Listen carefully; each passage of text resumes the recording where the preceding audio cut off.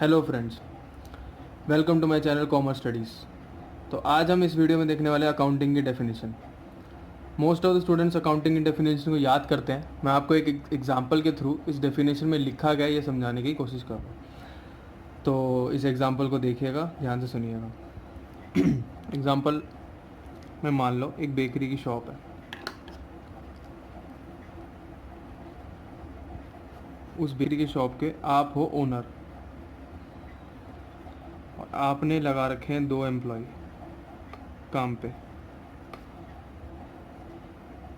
ठीक, अब इस बेकरी में होता क्या है, ऑब्वियसली आपको पता ही है, केक बनता है। अब इस प्रोसेस को हम समझते हैं। तो केक बनने के लिए हमें चाहिए मैदा, शुगर, दूध, एक्सेट्रा।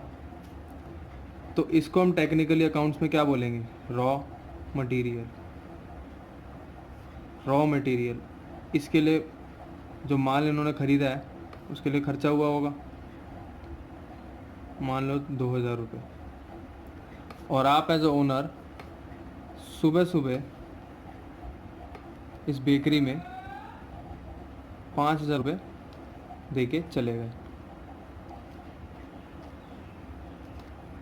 अब इस रॉ मटेरियल से इनका टारगेट बना 10 केक बन गए। इस 10 केक को अकाउंट्स में बोलते हैं स्टॉक, कि कितना माल हमारे पास पड़ा है उस दिन के लिए। मान लो इस 10 केक में से 5 केक बेचे गए, तो बेचने को अकाउंट्स में बोलते हैं सेल या सेल। 5 केक जो बिके वो कैश में बिक गए, पैसे आ गए आपके पास। लेट्स से इट्स एक केक 1000 का बिक गया, तो 5000 रुपये हो गए आपके पास इसके। बाकी जो 3 केक बिके वो उधार में बिक गए, इसके पैसे आज के दिन नहीं आए। तो एज अ ओनर आप आए शाम को,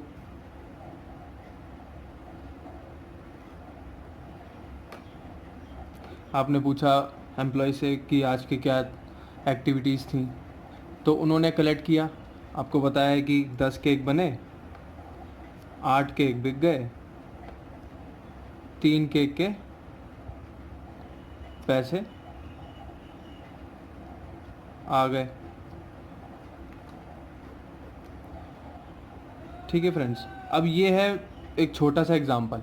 अब एक एग्जांपल से मैं आपको टर्म समझाता हूँ कि क्या क्या है इसमें। ये जो रॉ मटेरियल आपने ख़रीदा है इसको हम बोलते हैं परचेज़।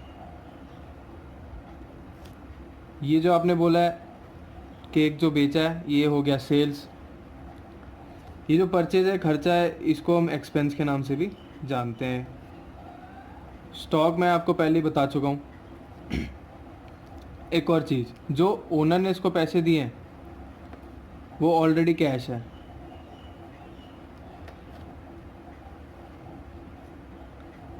अब हम आगे बढ़ते हैं।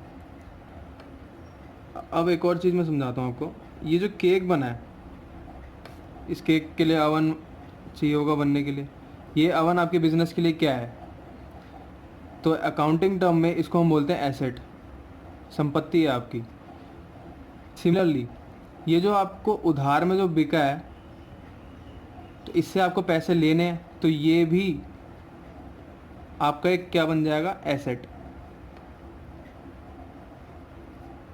ठीक है फ्रेंड्स, अब ये जो रॉ मटेरियल आपने ख़रीदा है, मान लो इस एग्जांपल में मैंने तो कैश से ख़रीदा है। अगर यही आप उधार से ख़रीदते हो, इस रॉ मटेरियल को अगर आप उधार से ख़रीदते हो, तो ये आपकी बन जाती है टेक्निकल टर्म में लायबिलिटीज़। ये जो टर्म्स मैं आपको बता रहा हूँ, ये मैं अपनी अगली वीडियो में एक डिटेल्ड वीडियो बनाऊंगा इस टर्म्स में। एसेट क्या होती है, लायबिलिटी क्या होती है, एक्सपेंस, इनकम वगैरह। ठीक है फ्रेंड्स, तो ये थी एक बेसिक एग्जांपल। अब मैं आपको ले चलता हूँ डेफिनेशन की तरफ। तो मैं यहाँ पे बेसिकली टी.एस. ग्रेवल की बुक यूज़ कर रहा हूँ। तो मोस्टली स्कूल्स में यही बुक प्रेफर किया जाता है। तो अब चलते हैं डेफिनेशन की ओर। Meaning and definition of accounting. Accounting का मतलब क्या है? Accounting is a systematic process of identifying, measuring, recording, classifying, summarizing, interpreting and communicating financial information to the users. यहीं तक हम देखते हैं सबसे पहले अकाउंटिंग का मतलब क्या है. सिस्टमेटिक प्रोसेस, कि एक सिस्टमेटिक तरीके से हमको आइडेंटिफाई करने में हेल्प करता है. Measuring, recording, classifying, summarising. तो जैसे मैंने आपको बेकरी का एग्जांपल बताया था, उस पूरे दिन में क्या क्या एक्टिविटीज़ हुई उसको एक सिस्टमेटिक तरीके से हमें रिकॉर्ड करना है. रिकॉर्ड से पहले हमको क्या करना पड़ेगा, आइडेंटिफाइंग का मतलब कि कितने सेल हुए, कितने मैंने केक बनाए, फिर उसको कितने में बेचा, कितने में कैश में बेचा, कितना उधार में बेचा. तो ये हो गया आइडेंटिफाइंग. मेजरिंग, क्या अमाउंट क्या था उसका, मॉनेटरी टर्म्स में, पैसे के अमाउंट टर्म्स में उसको मेजर करना कि एक केक कितने का बिका, इस केक को बनाने में कितना लगा. फिर उसको रिकॉर्ड कर लिया, जैसे बिल कटते हैं या फिर पर्ची कटती है तो उससे रिकॉर्ड कर लेते हैं कि कितना सेल हुआ, कितना परचेज़ हुआ. क्लासीफाइंग, किस हिसाब से, जैसे मैं आपको क्लासीफाई किया था कि जो केक जो बनाया है वो स्टॉक है, रॉ मटेरियल को हम परचेज़ बोलते हैं, जो अवन था हमारा एसेट था, अगर रॉ मटेरियल को हम उधार में परचेस करते हैं उसको लायबिलिटी बोलते हैं. तो क्लासीफाई करना हर एक अलग अलग हेड में, asset, liability, expense, income.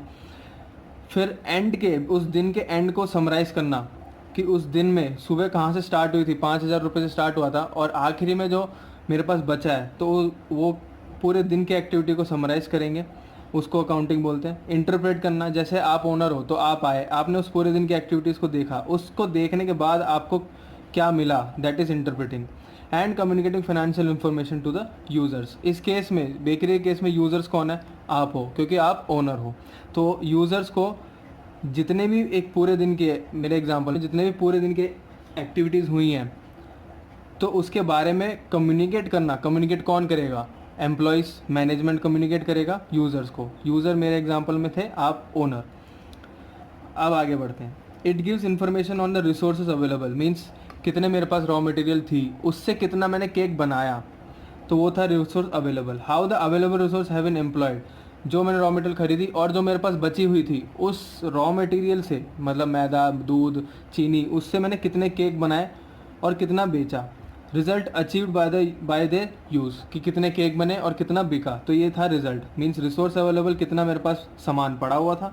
Available resource को कैसे यूटिलाइज़ किया, एम्प्लॉयड का मतलब यूटिलाइज़, कि उस रॉ मटेरियल से मैंने कितने केक बनाए. फिर रिजल्ट अचीव, उस बनाए हुए केक में से कितने बिके. अब इसके बाद देखते हैं. It shows the profit earned और loss incurred during the accounting period. Means अगर हम मेरे एग्जाम्पल को देखें आप, तो उस पूरे दिन में कितने केक बने और कितने केक बिके, तो उससे मैंने कितना प्रॉफिट कमाया, तो वो चीज़ हमें पता करे. वो चीज़ हमें कौन बताएगा, अकाउंटिंग का प्रोसेस. तो it shows the profit earned और loss incurred during the accounting period. Accounting period का मतलब एक टाइम फ्रेम को लेंगे. तो अगर मेरे एग्जांपल में लेंगे तो एक दिन, वैसे नॉर्मली बिजनेस पूरे साल चलता है तो अकाउंटिंग पीरियड पूरे साल का देखा जाएगा, 12 महीने. इंडिया में अकाउंटिंग पीरियड अप्रैल से लेके मार्च एंड तक चलता है. And the value and nature of asset, liability, owners equity, that is capital. Owner, जो आपने बिजनेस शुरू करने के लिए जो पैसे लगाए हैं उसे हम कैपिटल बोलते हैं. इसकी वीडियो मैं अलग से बनाऊंगा, एक डेफिनेशंस की proper video. Assets, liabilities, owners equity. Asset, जैसे मैंने अवन बोला था, वो आपकी एसेट है. अगर रॉ मटेरियल आपने उधार में खरीदा वो आपकी लायबिलिटी है. तो एक और मैं डेफिनेशन को रिपीट करता हूँ, आप रिकलेक्ट करने की कोशिश करना. Accounting is systematic process of identifying, मैंने आइडेंटिफाई किया क्या क्या है मेरे पास. मेजरिंग, कितने अमाउंट का है और उससे कितना अमाउंट रिकवर हुआ. रिकॉर्डिंग, उसको हर एक चीज़ को एक सिस्टमेटिक तरीके से रिकॉर्ड किया, जैसे मान लो बिल कटा या फिर रजिस्टर में लिख लिया. क्लासीफाइंग, एसेट है, लायबिलिटी है, खर्चा है, इनकम है, पैसे आए गए हैं. फिर उसको समराइज़ करा, उस समराइज़ को इंटरप्रेट और कम्युनिकेट किया किसको, यूज़र को. यूज़र कौन थे मेरे एग्जांपल में, ओनर मीन्स आप. It gives information on resource available, how the resources available resource have been employed या utilised and the result achieve by their use. उसके बाद it shows the profit earn और loss incurred during the accounting period, value and the nature of asset, liabilities and owners equity, that is capital. ये थी आपकी basic accounting की definition.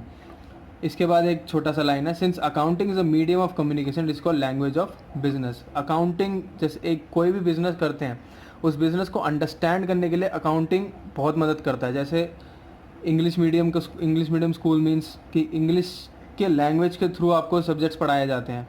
तो उसी के जैसे अकाउंटिंग एक लैंग्वेज है जिससे बिज़नेस को समझाया जाता है, तो that is language of business. तो ये थी अकाउंटिंग की definition. Thank you friends, hope आपको ये वीडियो अच्छी लगी होगी। मैंने वैल्यू एडिशन करा होगा आपके अकाउंट्स की डेफिनेशन पे। तो प्लीज़ मेरे वीडियो को लाइक करें, शेयर करें और मेरे चैनल को सब्सक्राइब ज़रूर कर लेना। और कमेंट, एक और चीज़ कमेंट ज़रूर करना अगर आपको कि वीडियो में कितना समझ आया या फिर कोई डाउट्स वगैरह हो तो thank you once again, thanks for watching. अब नेक्स्ट वीडियो में मिलते हैं। Thank you.